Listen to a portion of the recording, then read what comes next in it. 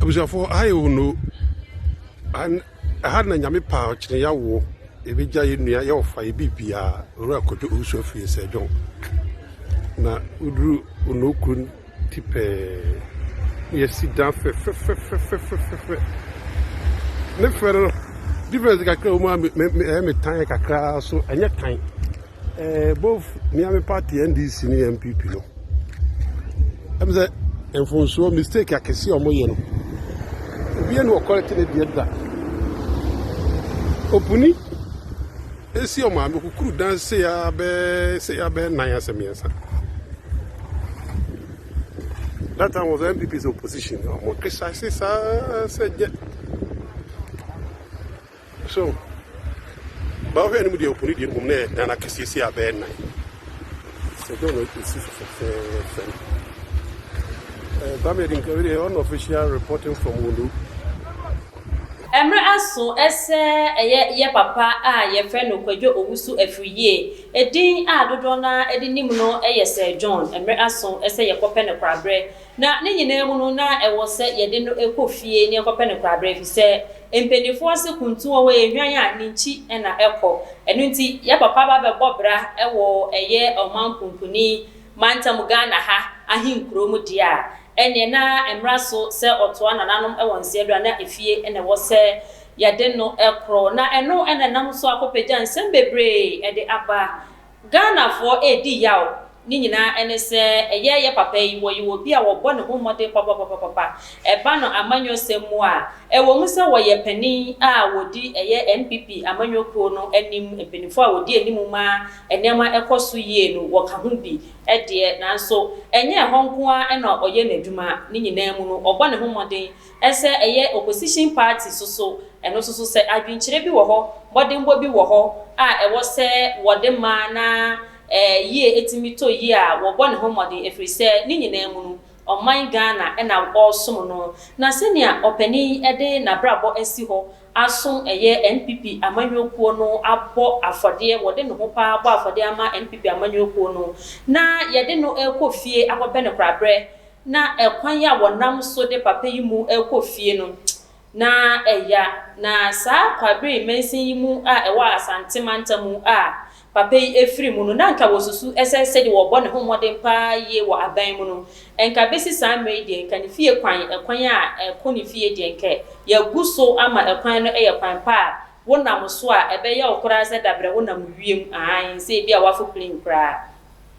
na so Ghana for ehunu sa eno ena ama Ghana for kasa bebre aye nsem bebre e wo social media so na asema ebinum ka ne se Ghana ha no akoye se wo ye pani na se wo kun huma oman Ghana mpo aye hu efi se papa ni modembo a wo boy ye a no ye former leader pa de ma New Patriotic Party ansa na obekọ ahunje mu kra na oye executive officer de ma Forestry Commission enti se opani etimi abobra sei anase wejan humu de asum NPP amanyokuo no na NPP amanyokuo nsuso ebetna Ghana abenwa kese so na ensama wode bae ene se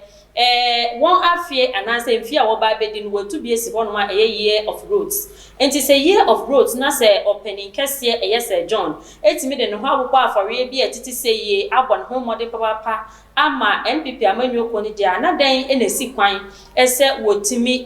ne fie kwan a eda ne krom de kọ no den na tu ho chema ese wotimi fie no emom ebimu eka ese ewomu se why omaye drainage ni nyina mom de ese bi a gutters bi won chenchen ni ade a mpenifo ayeye edumayefo ayede na nso ekwan na de kwan na nkasa no o de hwe mfoni a eda screen you see ubehu se de omanfo eka anase won ma wakasa efa ekwan a edi ekọ eyese dwonfi mpenifo titiru pa ene beba ebinu be fi amanone ene ade ene beba na nti so oba na se opening kese sei ekwan a ekoni fie anani kurom eni a enhye ni kura nti se Ghana for kasa wo ho kwan ese wo kasa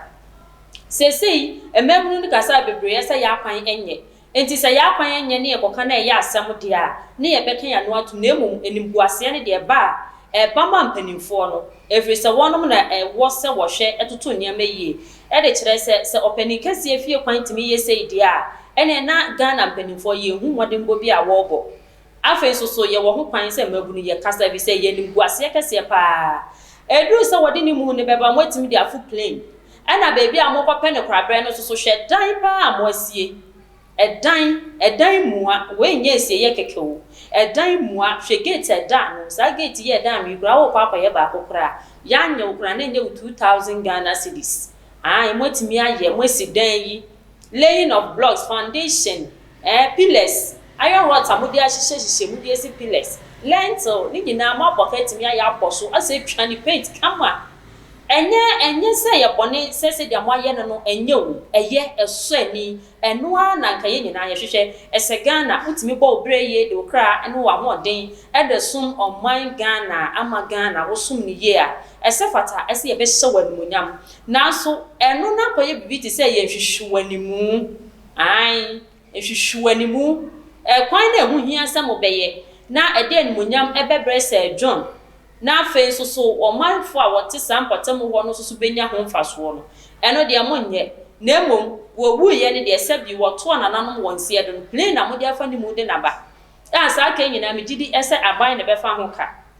mu wie masa esi dan edan mua ese mu de ko se chesa mo ye ni aka se MPP for de omo ya ade o hwe mpani fo hwe wo sum MPP amanyo ko no osompa so nko ade a enya de a wo bema wonse esi fo na dan se adwo kro ye kosi enu hu bebia ye si enu dan papa eni esi de ne tu mai eno na ye hwehwe ani mu mo ahyeda eye se ebekọ agye so nanso enye no na Ghana fo ye si ye hwehwe senia eye papa Sir John wasum oman Ghana na nye Ghana mpo keke na emu NPP amanyoko no na nka Ghana fo ye hwehwe bebre pa efi eye NPP amanyoko eho ese wo bebo wo homode ate Sir John anim na nka emesi samre nko a ansa na obeto na nanom wonse do no na ewo se nka ne fie kwan loro kwan a ekọ ne kuro mu no enka samre ye gusuko ta kama na etitiru fo nso bopompo ekase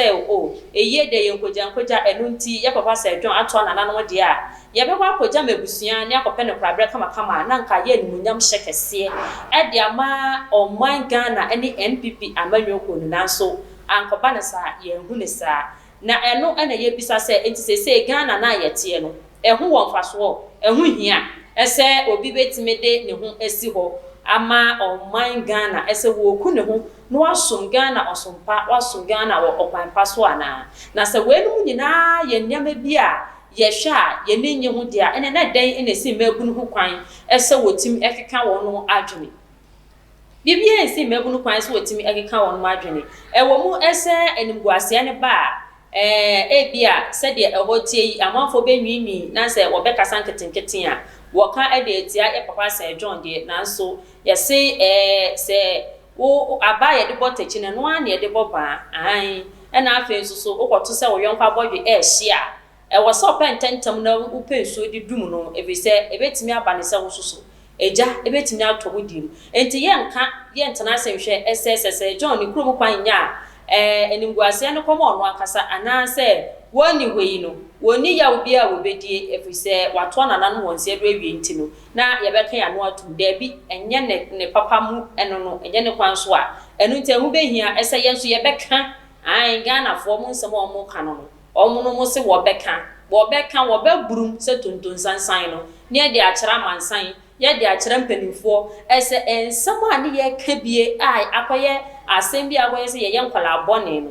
magunu no akoye nkwada abone na se wo mu ade no ebie nie enti si ye kasa ya kwan enye enu nti NPP amanyoko no esa se wo no e na wote so yi no won penhwe no won siesie ya kwan ema ye ne a de nka ne bone na emu se beye na ebesi enimguase kwan emfa enimguase bi enkobre eye oman Ghana na potam bebia kwan ne enye no enu nti na mabunu ne mpese wo beka wano atu enti sempenifo nya wono mo adwene ese wo beye enyama ensefata de a ene na wono mo soso wo beka pa wo beka kosise yie ebeto yie enu nti na ensem a efa ye papa Sir John ho a mede besumo Attention TV so no ena mede ebesie na ebo no emara efi ese abre nyina Attention TV ye wo ho ese wo dwumedie bi na opese ye bohu deru edemawo eneme bi na woton ana se bibi mpo na opese wo bi ehu wachiri kwan na wonu bedi ensawoso na pesa mansan etia attention tv ye wo ho edema ye numbers egu screen so bomodin na yimu ba kona fred ya be free bia ebeba ye beje wo so ofel so na ye ne wo so edi dwuma se na esafata na wo so odwumedi a wodie wade bi a woton bibi bia a wo ye no etimi akoso wano ama sika so aba wo botom na mom kai ese obe subscribe like it na share na onwe bi nso nya ensem ha ensem a ehwam de bia meka authentic news ewo attention tv so ni bi enhwe meda wa say ema mo ni hwe se nya adaji etie ma meda ko a mesan so aba onanso